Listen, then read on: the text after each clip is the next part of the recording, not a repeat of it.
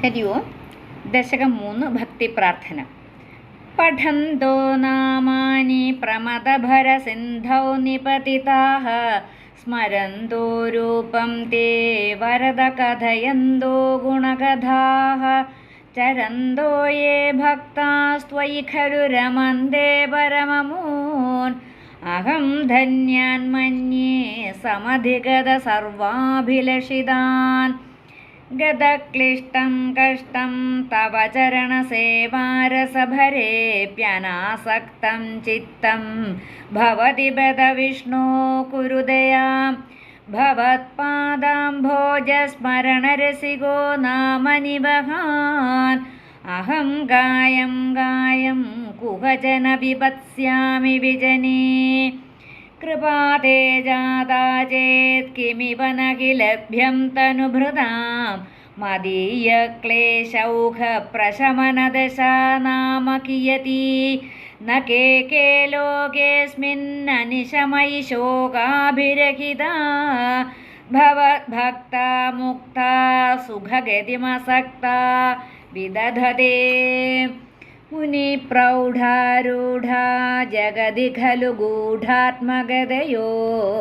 ഭവത്പാദാംഭോജസ്മരണവിരുജോ നാരദമുഖാഃ ചരന്തീശ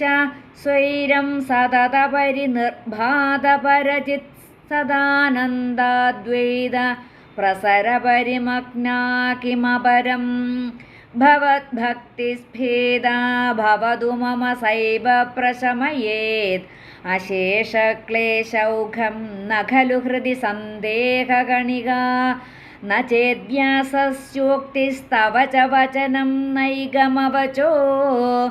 ഭവേന്മിഥ്യാരഥ്യാ പുരുഷവചനപ്രായമഖിലം ഭവദ്ഭക്തിസ്താവത് പ്രമുഖമധുരാ ത്വദ്ഗുണരസാത് കിമപ്യാരൂഢാ ചേദഖിലപരിതാപപ്രശമനീ പുനശ്ചാന്തേ സ്വാന്തേ വിമലപരിബോധോദയമിളൻ മഹാനന്ദാദ്വൈതം ദിശതി കിമദ പ്രാർത്ഥ്യമപരം വിധൂയ ക്ലേശാന്മേ കുരു ചരണയുഗ്മം ധൃതരസം ഭവക്ഷേത്രപ്രാപ്തൗ കരമപി ച തേ പൂജനവിധൗ ഭവന്മൂർത്യാലോകേ നയനമദതേ പാദതുളസീ പരിഘ്രാണേ ഘ്രാണം ശ്രവണമപി തേ ചാരുചരിതേ പ്രബോധാദിവ്യാധേ പ്രസഭചലിതേ മാമകഹൃതേ ത്വദീയം തദ്രൂപം പരമസുഖചിദ്രൂപമുദിയാത് ഉദഞ്ചദ്രോമാഞ്ചോ ഗളിതബഹുഹർഷാശ്രുനിവഹോ യഥാ വിസ്മര്യാസം ദുരുപശമപീഡാപരിഭവാൻ മരുദ്ഗേഹാധീശ ത്വയി ഖലു പരാഞ്ചോപി സുഖിനോ ഭവസ്നേഹി സോഹം സുബഹുപരിതപ്യേ ച കിമിദം അകീർത്തിസ്തേ മാ ഭൂദ്വരദഗതഭാരം പ്രശമയൻ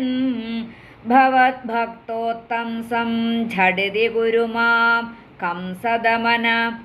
കിമുക്തൈ ഭൂയോഭിസ്തവ ഹി കരുണാ യാവദുദിയാത് അഹം താവദ്ദേവ പ്രഹിതവിവിധാർത്ഥപ്രലപിതഃ പുരക്ലിപ്തേ പാദേ വരദ തവ നേഷ്യാമി ദിവസാൻ യഥാശക്തിവ്യക്തം നദിനുതി നിഷേവാവിരചയൻ. സർവത്ര ഗോവിന്ദനാമസങ്കീർത്തനം. ഗോവിന്ദ ഗോവിന്ദ.